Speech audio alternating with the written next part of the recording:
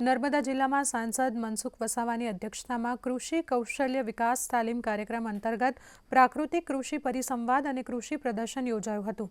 પરિસંવાદમાં કૃષિ ક્ષેત્રના અનુભવી કૃષિ વૈજ્ઞાનિકો ઉપસ્થિત રહી ખેડૂત ભાઈઓ બહેનોને પ્રાકૃતિક કૃષિ, સંશોધન આધારિત ખેતી તેમજ આધુનિક ખેતી પદ્ધતિઓ અંગે વિસ્તૃત માર્ગદર્શન પૂરું પાડ્યું હતું।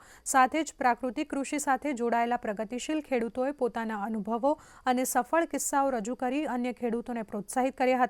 तो कार्यक्रमનો મુખ્ય ઉદ્દેશ ખેડૂત ભાઈઓ બહેનોને પ્રાકૃતિક કૃષિ પ્રત્યે વધુ જાગૃત બનાવવાનો, ખેતી ખર્ચ ઘટાડીને જમીનની ઉપજ ક્ષમતા વધારવાનો અને આ અંગે માર્ગદર્શન આપવાનો તેમજ ટકાઉ અને પર્યાવરણ મિત્ર ખેતી તરફ વળવા પ્રેરણા આપવાનો હતો।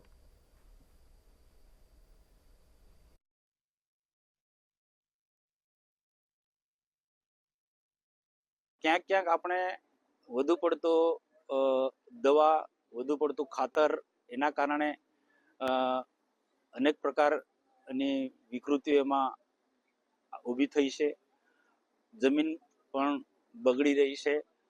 તો આમાંથી બચવા માટે પ્રાકૃતિક ખેતી તરફ વાળવા માટે જેને રાજ્યપાલ સાહેબ ગુજરાતના આપણા ખૂબ પ્રોત્સાહિત કરી રહ્યા છે, તો એ પ્રાકૃતિક ખેતી તરફ આવનારા દિવસોમાં ખેડૂતો વળે એના માટેનો એક સુંદર પ્રકારનો આજે કાર્યક્રમ રાખવામાં આવ્યો છે। કોટોળમાં મગ અને તુવેર બનાવું છું અને ચોમાસામાં મારે ડાંગર, મકાઈ બનાવું છું પ્રાકૃતિક ખેતી તરફથી, અને મારે વેચાણ માટે કશે જવું પડતું નથી।